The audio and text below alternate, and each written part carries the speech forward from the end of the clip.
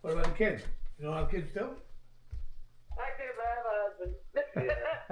She knows they will shovel even. Palaging may kausap itong asawa ko, Oh, guys. talking about shoveling, he went out.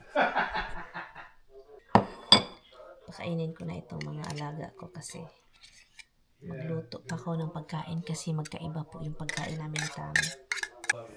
Itong asawa ko, always na lang may kausap, guys. Kung off siya, palagi nang hindi man ako ang kinakausap. Ibang tao man. So ngayon, hindi ka alam. Maglukat na lang kung ticket pa uli sa Pilipinas. Uwi tayo ng Pilipinas. Para doon tayo liwaliw.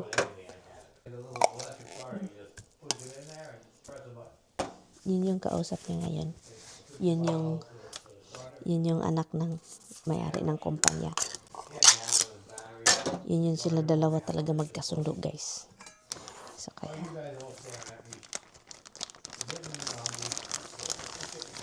I'm doing it, Tommy. You're too late. You know you're always in the phone. It bothers me a lot. Is that right? No, because you're always in the phone and I'm always alone and you're always not with me and then you're not talking to me. So what I'm gonna do is I'm going to get a ticket without you knowing it. I will be not here when you get home. I'm going back to the Philippines. Hug me. You don't even know how to lovey-dovey with me. You don't know how to be a husband to me. I miss you and you don't want to do it to me. Todd, I'm looking at your kid. One of them's eating, one of them's not eating. You're here, ba? I cannot handle it, honey. Huh? Next week. You're always working. I'm so happy that they give the job to other people. And then you don't even do like a thing today. Kalagot kay kadong. Next week ko lang. Huwag gani kay off. Buti na lang gani na kay off ngayon. Masaya ako na may off ka. Para makapag-ano ka ng buhok mo. Pagod din siya eh. Grabe yung pagod niya. Pati ako pagod. Ma-stress man ako, guys, sa aking asawa. Na-stress ako dahil po alam nyo na yung mga naramdaman niya as a wife. Ma-stress ka ba niya? Parang, Lord, sana okay lang itong asawa ko. Sana walang mangyari. Sana hindi magkaano-ano. Ay, alam nyo na yung mga iniisip ko. Ang hirap kaya, guys. Nung halos every year yan siya ma-hospital. Ang hirap, guys, mahirap yan para sa kanya kasi ayaw talaga niya magpa-doktor. Pero yung talagang wala na siyang choice. Yung few years ago, every year yan siya, guys. Every end of December. Dear Lord, sana hindi yan magkaano. Kasi sana walang kasi nakaka-stress ang hospital. Saka basta basta kapag partner mo na talaga ang may something, ang mga ganyan parang problemado ang buhay. Ay. Very chilly. Yes, and you like to stay outside. Where I put it, where the pots and stuff. Can you give it to your kids?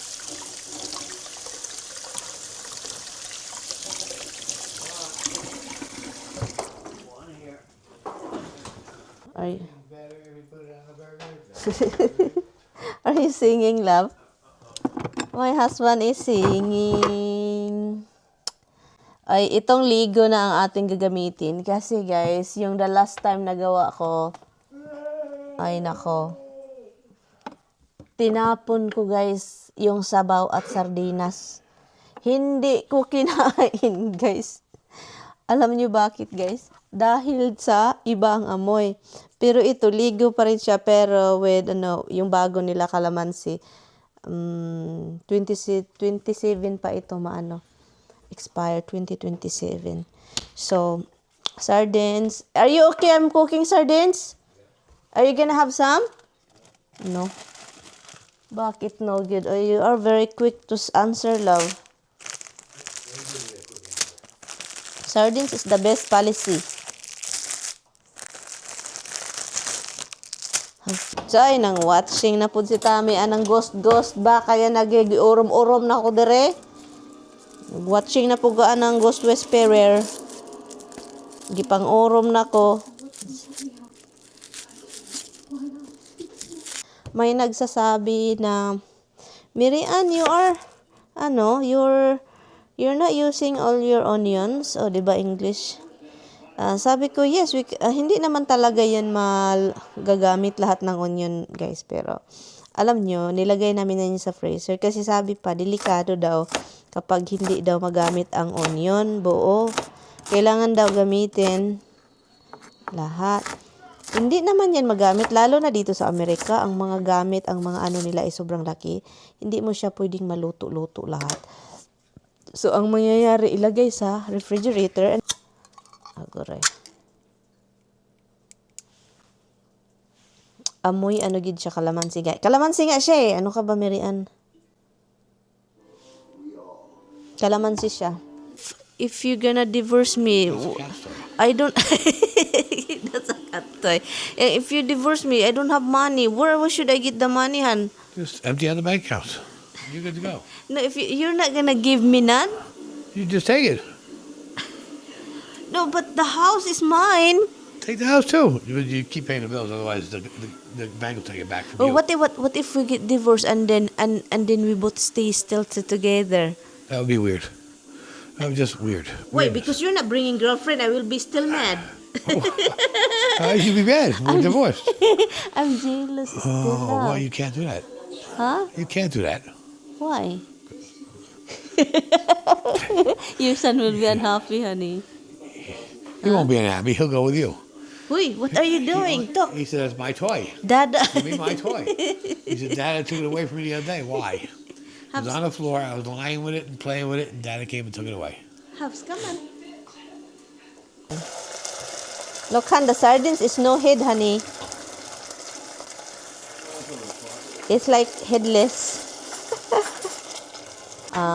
Yung asawa ko, it's not gonna happen na I'm gonna divorce him. I told him he's stuck with me for the rest of our life.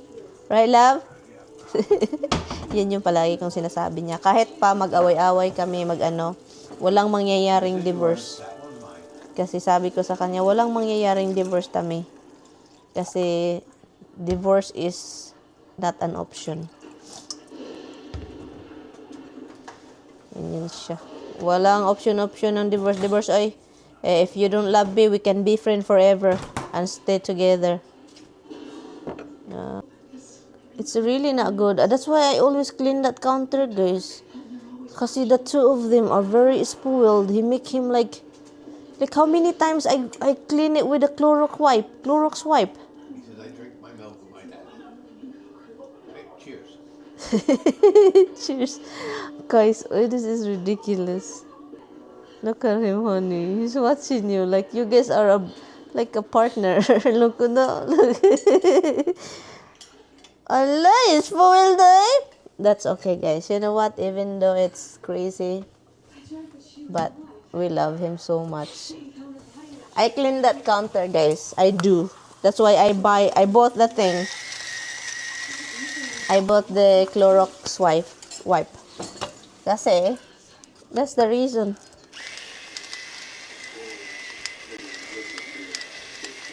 So yun guys, nilinis ko lang ito bago kami magpahinga. Tapos na kami kumain dito at linis natin yung ating filter kasi ilang taon na ito walang linis-linis, no? So kailangan na talaga siyang linisin sa loob kasi baka nag-mold na hindi natin alam. Pero palagi man siyang may tubig, no? So kaya yun. Anyway, so ang filter din kailangan naming mag-change filter kasi hindi na siya nag-filter ng maayos. At as usual guys, thank you guys so much for watching. Bye!